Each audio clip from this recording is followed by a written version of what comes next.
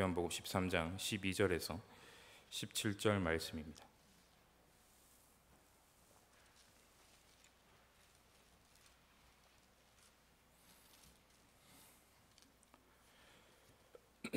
요한복음 13장 12절에서 17절 말씀 다 찾으신 줄 알고 교독에서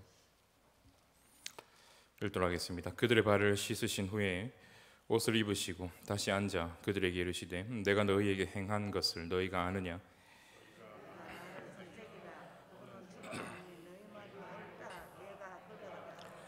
내가 주와 또는 선생이 되어 너희 발을 씻었으니 너희도 서로 발을 씻어주는 것이 옳으니라.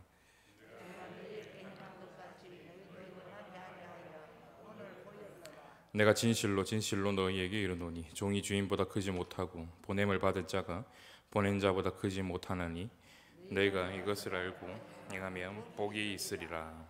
아멘.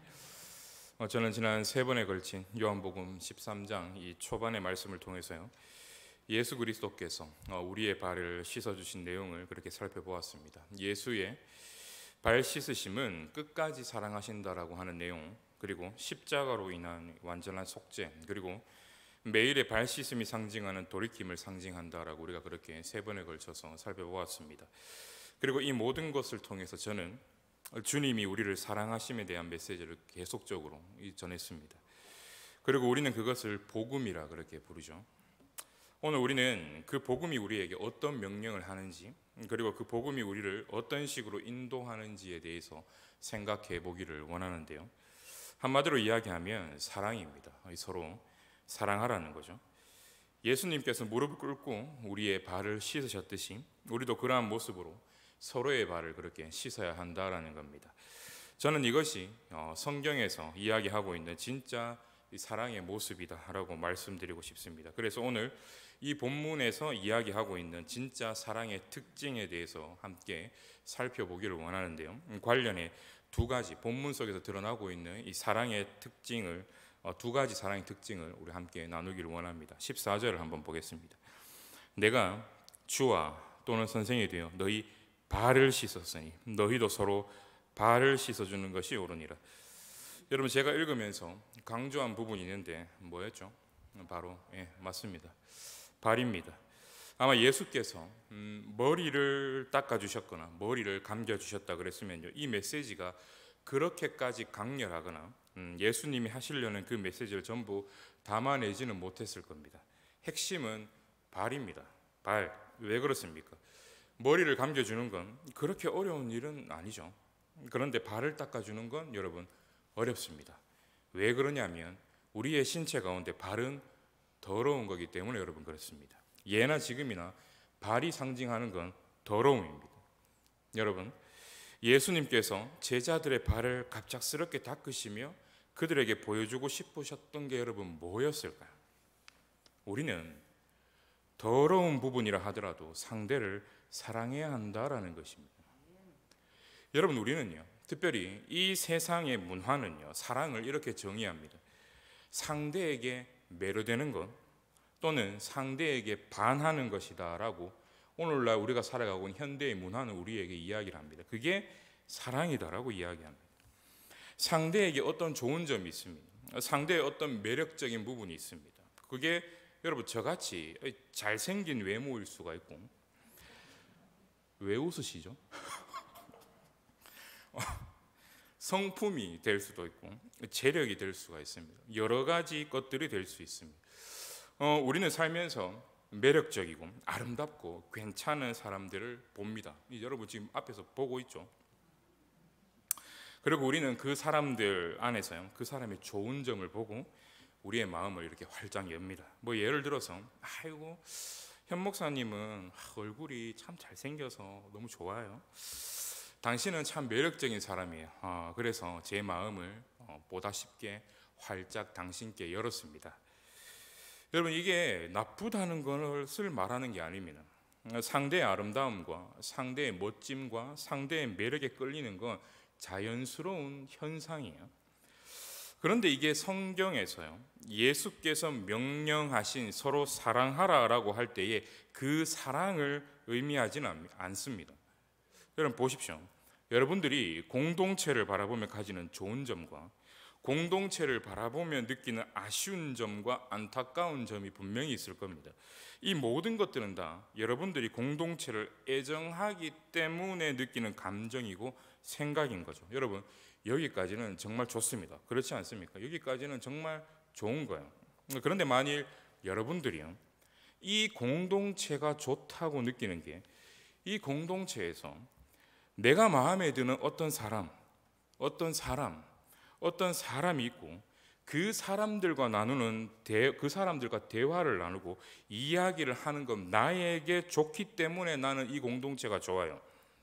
그리고 공동체가 마음에 안 드는 이유가 이런 좀 안 좋은 사람, 저런 좀 안 좋은 사람, 물 흐리는 사람, 좀 지저분한 성격과 성품의 사람이 있어서 안 좋아요라고 한다면요, 우리는 예수께서 명령하신 방식의 사랑을 사랑이라 생각하고 있는 건 여러분 아닙니다. 예수께서 명령하신 사랑의 방식은요, 상대방이 아름답기 때문에 상대방을 좋아하는 게 아닙니다. 예수께서 명령하신 사랑은요, 상대와 더불어 관계하고 상대와 더불어 교제하다가 상대의 약점과 더러운 점과 추한 점을 발견했습니다. 그리고 그런 점을 발견한다 하더라도 어떻게 해야 합니까? 사랑하는 겁니다. 저는 그런 지점에서요, 여기 서 있는 저를 비롯해서 이 영남교회가 훨씬 더 성숙해야 할 필요가 있다라는 것을 저는 느낍니다. 여러분, 우리는 훨씬 더 성숙할 필요가 있습니다. 우리는 진짜 사랑이 뭔지에 대해서 알 필요가 있습니다. 배울 필요가 있다라는 거예요. 우린 예수께서 우리에게 명령하신 것이 무엇인지, 그리고 그것을 우리에게 진짜 예수께서 명령하셨다면 우리가 그것을 위해 나아가야 한다는 것을 알 필요가 있습니다. 우리는 실제로 행동으로 내 몸과 마음으로 사람들을 사랑할 필요가 있다라는 겁니다. 스크루테이프의 편지라는 책을 쓴 C.S. 루이스는요, 우리가 보통 세상과 문화에서 사랑이라고 말하는 거 있지 않습니까? 어떤 사람이 매력적이기 때문에 그 매력적인 존재와 친하게 지내면서 그 사람과 우정을 나누고 사랑을 쌓아가는 것. 이 C.S. 루이스는 스크루테이프의 편지 후기에서요, 이런 종류의 우정과 이런 종류의 사랑에 대해서 이렇게 이야기를 합니다. 지상에서는 이러한 욕망을, 여러분, C.S. 루이스는 사랑이 아니라고 이야기합니다. 이것을 가리켜서 욕망이라고 이야기합니다. 지상에서는 이러한 욕망을 사랑이라고 부르곤 한다. 하지만 나는 이것을 굶주림으로 인식하도록 책을 썼다. 인간과 사탄의 욕망을 배고픔, 허기짐, 굶주림으로 바꿔서 이 스크루테이프의 편지라는 책을 써내려갔다라는 것입니다. 그럼 무슨 말일까요? 우리가 살면서 예를 들어 교회 생활을 합니다. 그리고 여러분들은 이런 생각이 들었습니다. 이 교회는 좋은 사람들이 많네. 이 교회는 매력적인 사람들이 많아. 이 교회는 성품이나 이런 것들이 상식적이고 교양 있는 사람들이 참 많아. 괜찮은 공동체야. 그리고 우리는 계속 그런 사람들과의 교제를 즐깁니다.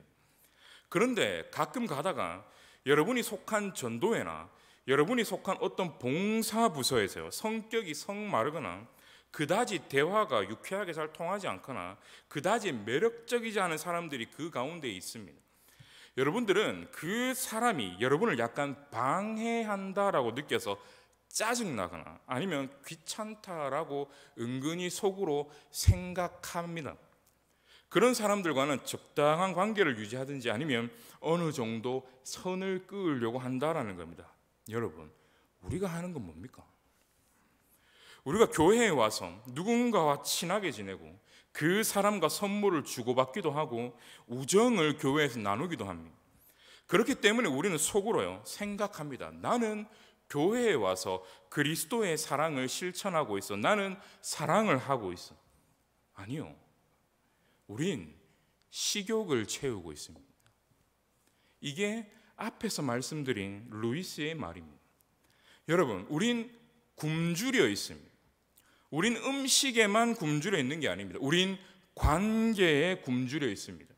우린 괜찮은 사람들에 굶주려 있습니다. 괜찮은 사람끼리 나누는 교양 있는 대화에 우리는 굶주려 있습니다. 그리고 우리들은 그 교제 속에서 나름의 만족을 누리고 유익을 누립니다. 여러분들의 영혼이 그 대화 가운데, 그 교제 가운데, 그 우정과 사랑 가운데의 평안함을 느끼고 그 안에서 쉬게 됩니다. 여러분들은 그 안에서 배가 부른 겁니다. 그리고 루이스는 이렇게 이야기합니다. 이건 천국의 사랑이 아닙니다. 이건 지옥의 사랑입니다. 지옥에서는 이런 굶주림을 채우는 것, 내 욕망을 채우는 것을 가리켜서 스스로 사랑한다라고 생각하죠. 여러분, 루이스가 말하는 대로 우리가 생각한다면 한편으로 섬뜩하지 않습니까? 여러분, 이건 상대를 사랑하는 게 아닙니다. 오히려 상대를 통해 자신을 사랑하고 있는 거예요. 상대를 통해 나의 필요를 충족하고 있는 겁니다. 여러분, 이런 사랑의 특징이 뭔지 아십니까?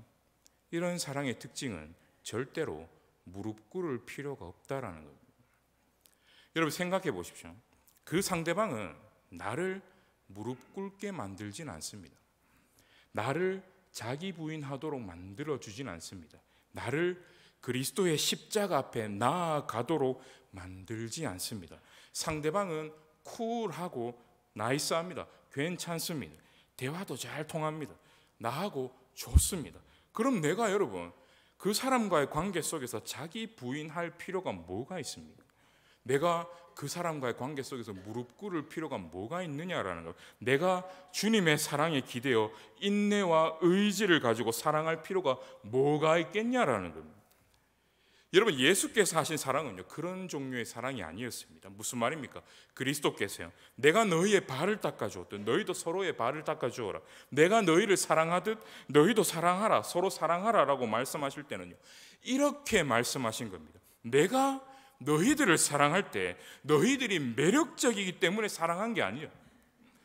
내가 죄로 얼룩진 너희들을 볼 때 보자마자 아름답다고 느끼지 않았어.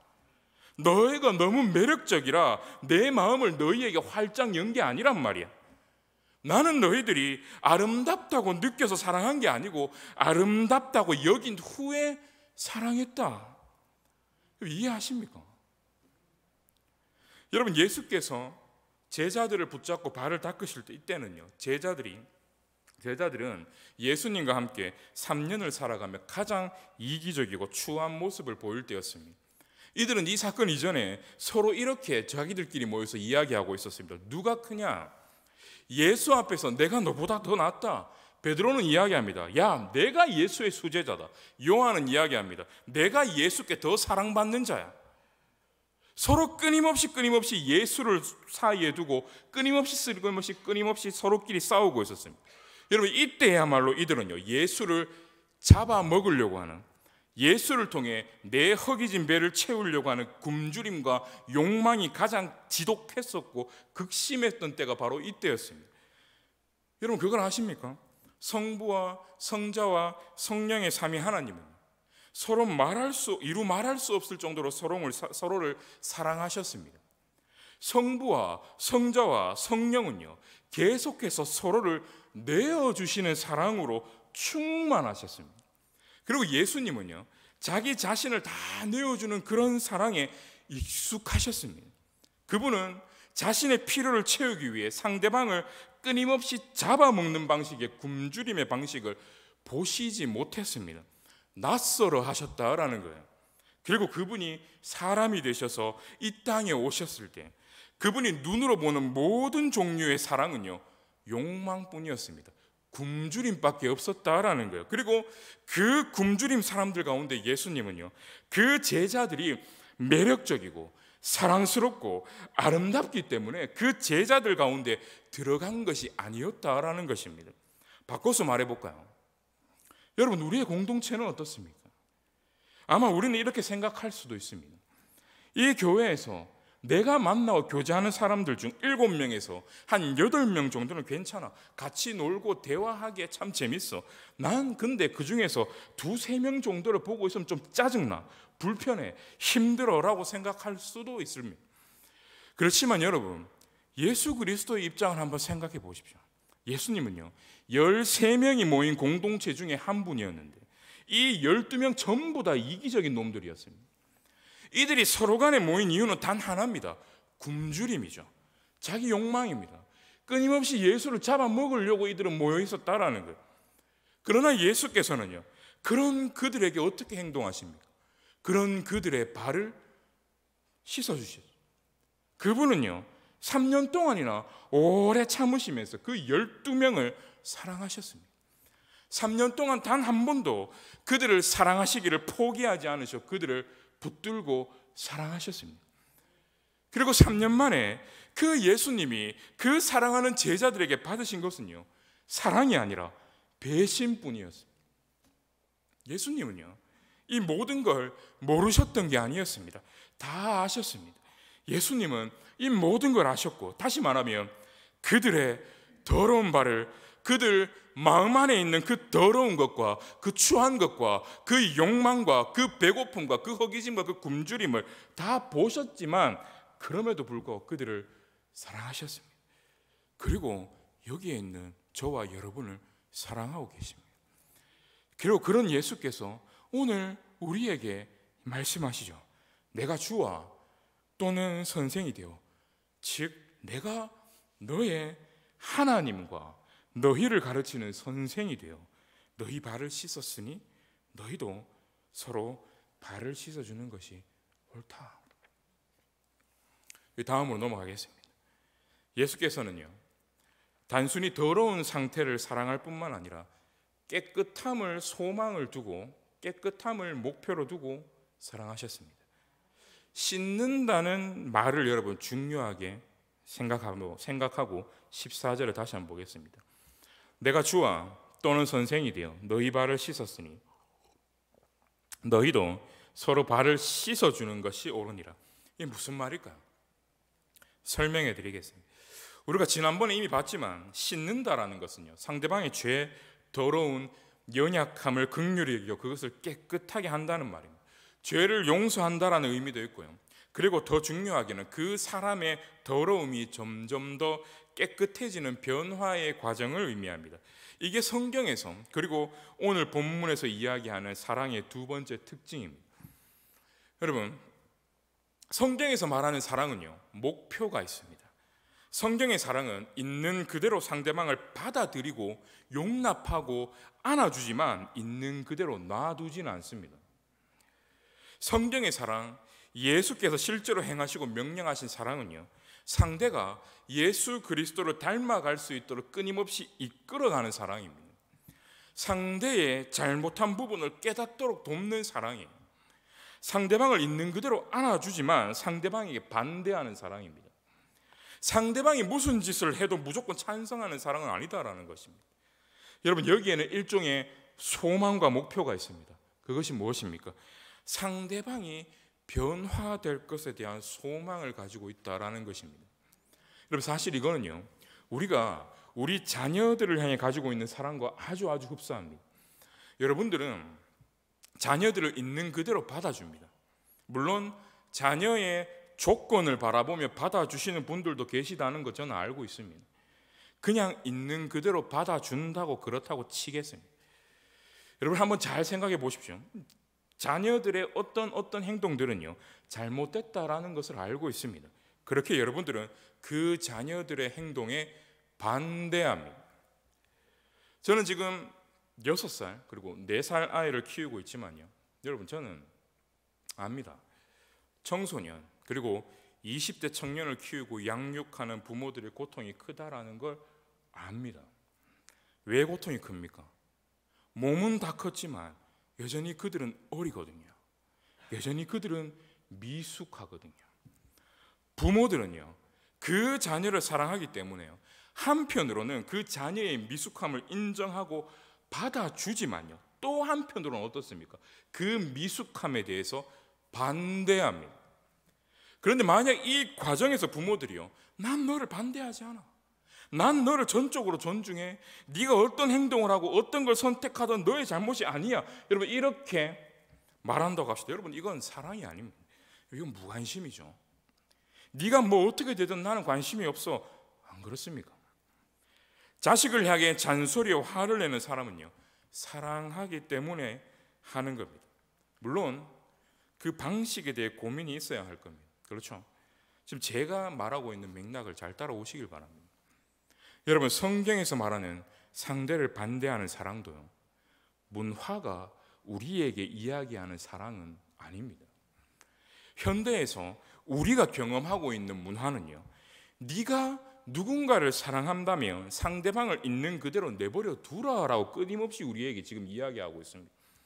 많은 경우에 상대방을 용인하고 받아들이고 틀렸다 말하지 마라, 그냥 있는 그대로 내버려 두라라고 말합니다. 자녀들도 그런 소리를 듣고 와서 부모에게 그렇게 따지죠. 제발 좀 내버려 둬라. 그리고 이 문제에 있어서 정말 많은 사람들이, 정말 많은 부모와 자녀들이 끊임없이 갈등합니다. 여러분, 사실 우리가 상대방을 반대하지 못하는 이유는 간단합니다. 상대방을 사랑하기 때문에 반대하지 못하는 게 아닙니다. 오히려 상대방을 반대하는 일이 나에게 힘든 일이니까, 상대방을 반대하고 상대방이 듣기 싫어하는 것을 말하는 그 고통을요, 자기에게 안겨주기 싫기 때문에, 즉 상대방을 사랑하기 때문이 아니라 자기를 사랑하기 때문에 그런 말을 못한다라는 것입니다. 그리고 여러분, 이것은 예수 그리스도께서 가르쳐 주신 사랑의 방식이 아닙니다. 그리스도께서 하신 사랑은요, 제자들과 싸우는 사랑입니다. 제자들의 더러운 발을 씻어주는 사랑이었어요. 예수께서 그들의 발을 거듭 씻어주신 이유는요, 그들을 향한 소망이 있었기 때문에 여러분 그렇습니다. 여러분, 그 소망이 무엇입니까? 그들이 깨끗해지는 거죠. 그들이 예수 그리스도 자신을 닮아가는 거죠. 여러분, 현대 사회에 사는 우리는 이것이요, 사랑이라 느끼지 않을 수도 있습니다.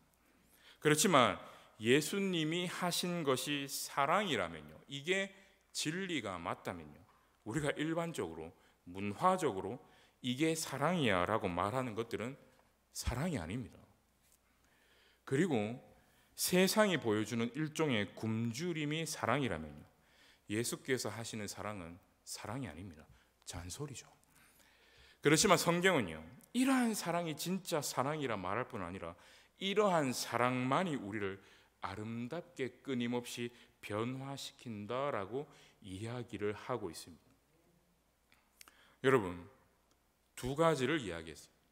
더러움에도 불구하고 사랑한다는 것과 깨끗함을 목표로 사랑한다는 것이 오늘 본문에 나타나고 있는 성경에 등장하는 사랑의 특징입니다.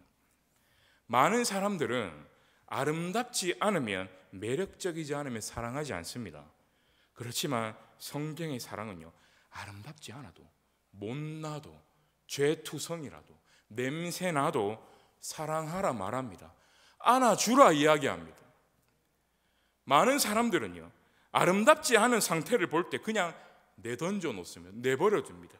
그게 세상의 방식이고 세상의 사랑입니다. 그러나 성경은요, 아름답지 않은 부분을 아름답게 변화시키려고 해야 한다 이야기합니다. 여러분, 세상에서 말하는 사랑은요, 상대방의 아름다움을 보고 그 아름다움을 그저 소비합니다. 그러다가 그 상대방의 예상치 못한 더러움을 보잖아요. 그럼 어떻게 합니까? 손절합니다. 끝내버리는 거예요. 그렇지만 성경의 사랑은 여러분 다릅니다. 성경의 사랑은 상대방이 아름답지 않은 부분을 봅니다. 그럼에도 그 사람, 그 존재 자체를 귀하게 여기고 아름답게 여깁니다. 아름답다는 게 아닙니다. 아름답게 여깁니다. 그리고요, 그 사람을 아름답게 만들어 가려고 하는 거죠. 내 무릎을 꿇고 내 눈물을 흘리면서 내 시간과 내 모든 것들을 투자해서 그 사람에게, 그 사람 앞에 무릎을 꿇는다라는 거예요. 여러분, 이게 성경의 사랑과 문화와 세상에서 말하는 사랑의 가장 큰 차이점입니다. 여러분들은 이 사랑을 알고 계십니까? 여러분들은 이 사랑의 눈으로 지금 이 영남 공동체를 바라보고 계십니까? 여러분, 우리는 이 사랑을요, 예수 그리스도께 지금 받고 있고 영원히 받고 있습니다. 그리고 예수는 우리의 발을 지금도 씻으시며 이렇게 이야기하십니다. 내가 너희를 너무 사랑하여서 너희의 더러운 발을 닦아주고 내가 너희를 끊임없이 포기하지 않고 사랑하고 있는 것처럼 너희도 서로 발 닦아줘라. 너희도 서로 사랑해줘라. 이게 우리들이 공동체에서 교회 생활에서 느껴야 하는 그 무엇입니다. 그리고 여러분들이 공동체 내에서 행해야 하는 그 무엇입니다. 여러분, 사람들 안으로 들어가십시오. 사람들 안으로 다가가십시오. 마지막으로요, 우리들이 그렇게 사람들 안으로 들어갈 때 어떤 열매를 맺는지, 어떤 결과를 얻게 되는지에 대해서 간단하게 말씀드리겠습니다. 16절과 17절인데 16절, 17절 우리 함께 한 목소리 한번 읽어보도록 하겠습니다. 시작.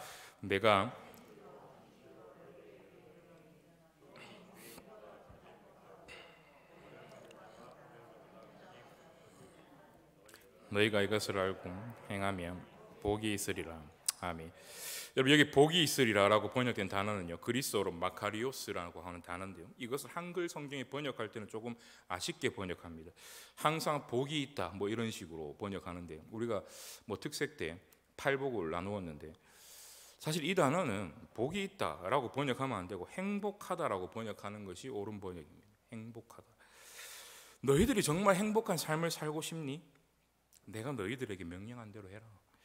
너희가 행복한 삶을 살고 싶다면 사람들을 그저 소비하면 안 된다. 사람들의 매력을 보고 잠깐 반했다가 그렇지 않으면 버려버리는 방식의 삶을 너희는 이 땅에서 살면 안 된다. 너희들은 사람들의 더러운 부분을 보고 그 발을 닦아줘야 돼.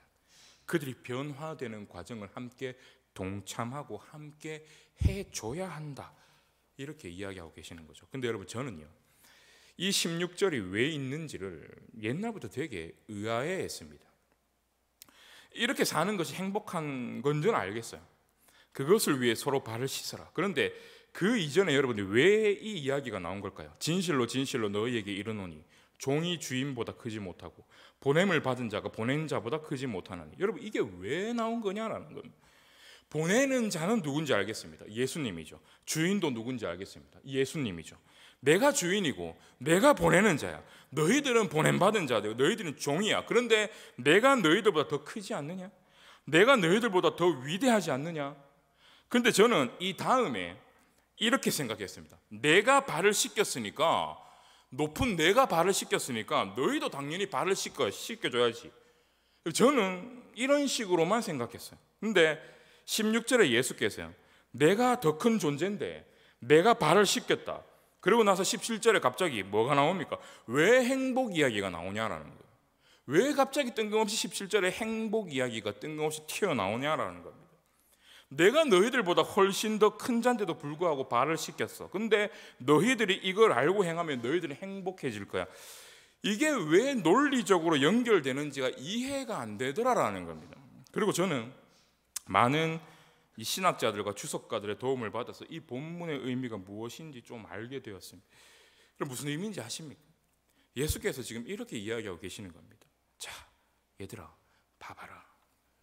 권위와 권력과 힘에 있어 내가 이 창조 세계 안에서 제일 높은데, 내가 느끼는 행복은 내가 너희들의 발을 닦아줬을 때야.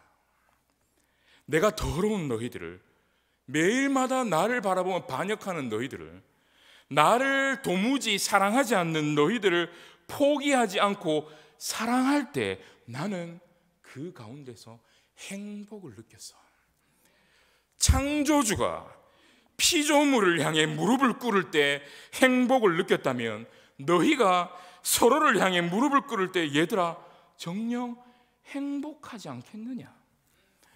나같이 높은 존재가 행복해지기 위해 십자가를 이 땅 가운데 선택했다면, 나같이 영광스러운 존재가 행복해지기 위해 이처럼 낮아졌다면, 너희들도 똑같이 낮아질 때에 행복해질 수 있는 거야. 이렇게 말씀하고 계신다라는 거예요. 실제로 히브리서 12장은 이렇게 이야기합니다. 예수 그리스도께서는요, 그 앞에 있는 즐거움을 위해서 제자들이 깨끗해지고 제자들이 변화되고 제자들이 하나님을 만나게 되는 그 행복, 그 즐거움을 위해 십자가를 참으셨다라고 히브리서 기자는 히브리서 12장에 그렇게 이야기를 합니다. 예수님은 자신이 행복해지고 싶으셔서 낮아지셨다라는 거예요. 여러분, 이게 결과입니다. 행복함, 이게 우리에게 찾아오는 결과다라는 거예요. 여러분, 이제 말씀을 정리하면서 여러분, 이 결과를 가지고 제가 한 주간 묵상했어요. 이번 한 주는 정신적으로 좀 힘들었습니다. 이유는 묻지 마십시오. 저도 몰라요. 여러분도 그러실 때 있지 않습니까? 왜 그러냐? 뭐 곰곰이 따져도 왜 힘든지 모르겠어요. 그냥 힘들어요. 미세먼지 때문에 힘든 건지. 오늘도 좀 힘듭니다. 미세먼지 때문에.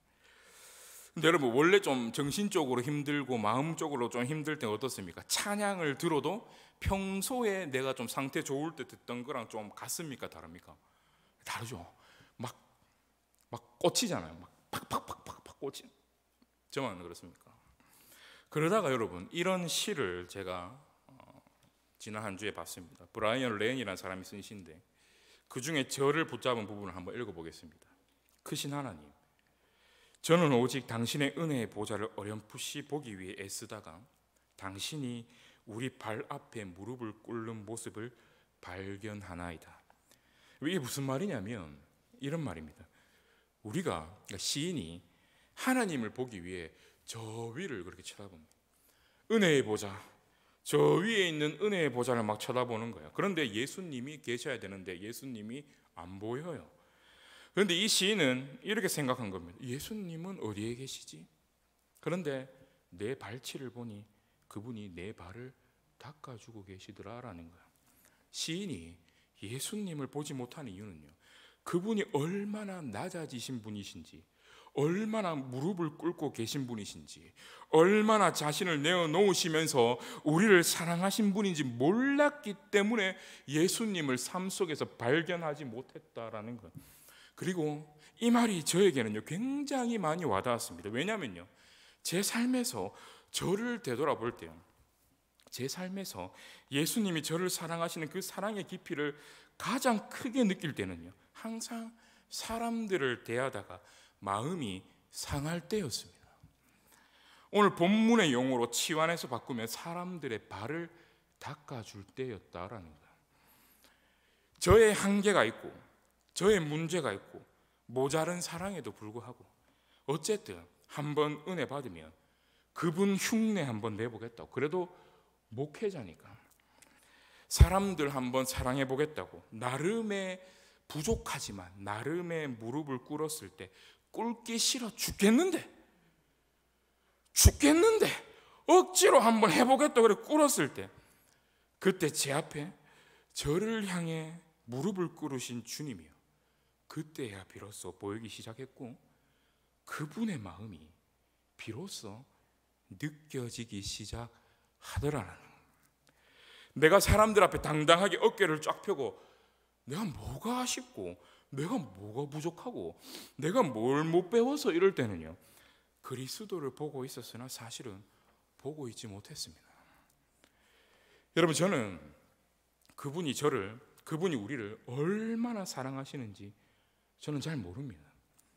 그러나 저는 그분이 우리를 사랑하신다는 것은 압니다.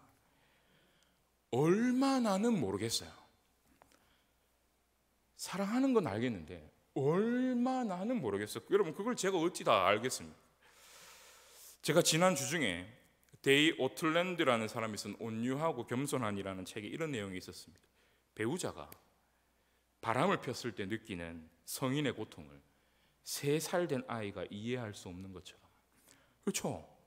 그걸 3살짜리 애가 어떻게 이해합니까? 그냥 엄마 아빠가 울고 있네, 뭐 그 정도죠.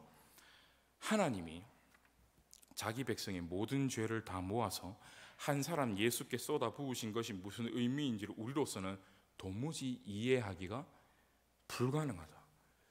저는 이 부분에서 한편으로는요, 내가 정말 하나님의 사랑을 잘 모르는구나라는 걸 느꼈고요. 또 한편으로는 뭘 느꼈냐면 희망을 느꼈습니다. 내가 알아가야 할 하나님의 사랑이 내가 체험할 수 있는 하나님의 사랑이 여전히 이렇게 풍성하게 많구나. 여러분, 이제 겨우 3살짜리 아이는요, 어른의 사랑과 어른의 그 사랑의 고통을 모릅니다.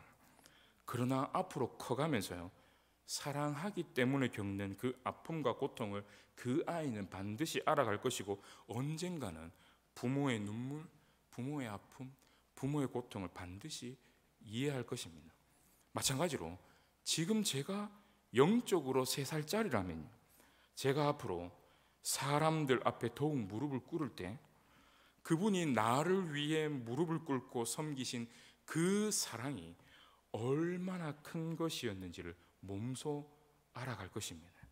그리고 여러분, 그럴 때 비로소 저는요, 주님의 그 사랑 때문에, 주님의 그 사랑을 알아가는 것 때문에요, 이 땅 가운데서 끊임없이 행복을 느끼게 될 것입니다. 이게 주님이 우리에게 이야기해 주시는 결과입니다. 이 주님의 사랑, 그로 인한 행복이 이 자리에 참석한 모든 성도 여러분들과 여러분들의 평생의 신앙의 여정과 이 영남 공동체 가운데 평생에 있기를 주님의 이름으로 소망하며 주님의 이름으로 축원합니다. 기도하겠습니다.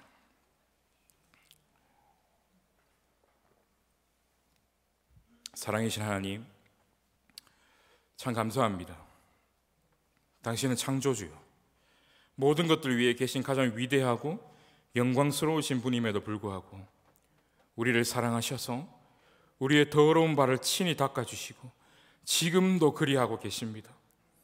더럽고 추하며 죄악되며 끊임없이 당신께 반역하고 반항하는 우리임에도 불구하고 그런 우리를 아름답다 여기시고 우리를 기꺼이 사랑하신 주님, 그리고 그런 우리의 냄새나고 더러운 부분을 깨끗하게 만드시기 위해 지금도 우리의 발을 씻어주시는 주님, 당신의 그 사랑 안에 날마다 깊이 거할 수 있기를 이 시간 주여 간절히 소망합니다. 그리고 그 깊이 거한 주님의 사랑으로 인하여서 우리도 우리 이 공동체 안에서 주님이 행하신 그 사랑을 행할 수 있는 인생 될 수 있도록 주여 인도하여 주시기를 간절히 이 시간 소망합니다. 나와 우리와 이 공동체가 주님의 그 사랑 안에서 더 단단해지고 더 성숙해지며 더 하나 될 수 있는 공동체 될 수 있도록 주여 이 시간 간절히 소망합니다.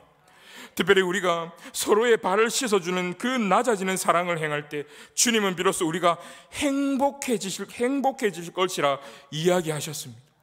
주님이 말씀하신 이 행복은 나의 보람, 나의 뿌듯함, 나의 공로로 인한 자랑이 아니라 가슴 아픈 사랑으로 인해 알게 되어지는 주님의 그 사랑의 넓이와 깊이가 조금은 내가 이해되어지는 것, 그로 인한 주님의 사랑을 더 알아감에 나에게 주어지는 행복임을 주여 말씀을 통해 우리에게 알게 하여 주시니 감사합니다.